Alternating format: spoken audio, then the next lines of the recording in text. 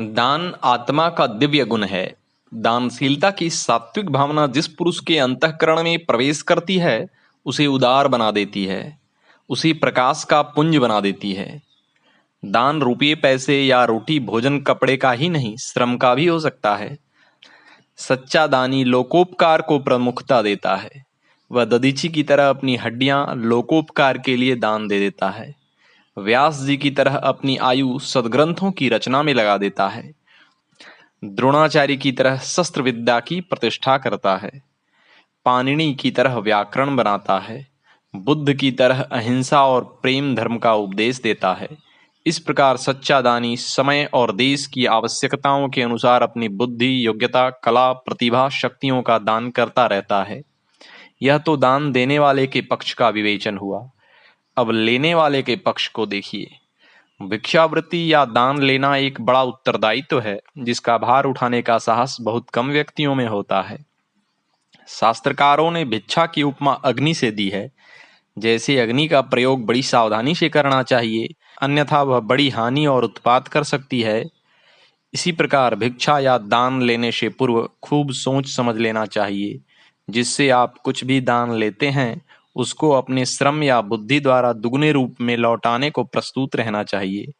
अपनी आवश्यकताएं बहुत ही कम रखनी चाहिए।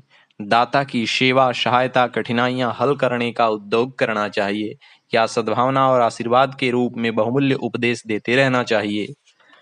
भिक्षा के दो प्रयोजन हैं। एक तो यह कि दान देने से देने वाले को त्याग का, परोपकार का आत्मसंतोष प्राप्त होता है। दूसरा यह कि उन ऋषि कल्प ब्राह्मणों को अपने अभिमान और अहंकार का परिमार्जन करते रहने का अवसर प्राप्त होता है।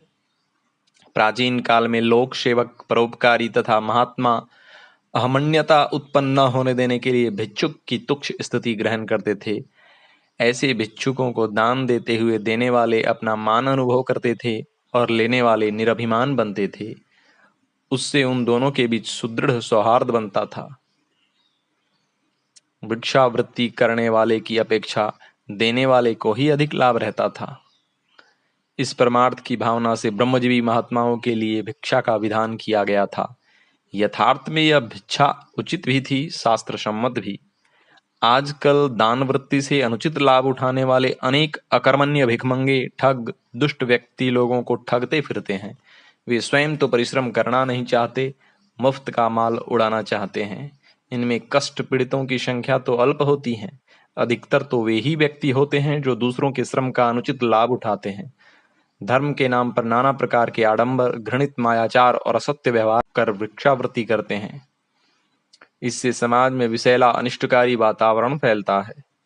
ऐसा करने से झूठ, पाखंड, ढोंग, नशेबाजी फैलती है। अतः हमारा यह कर्तव्य है कि धर्म के नाम पर मुफ्त का माल उड़ाने वाले इन ठगों से सावधान रहें।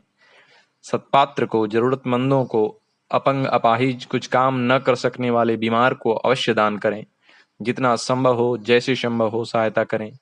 हमारे यहाँ कहा गया है, दान सूरो विशिष्यते। दानवीर पुरुष ही अन्य सब पुरुषों से विशिष्ट है। ओम।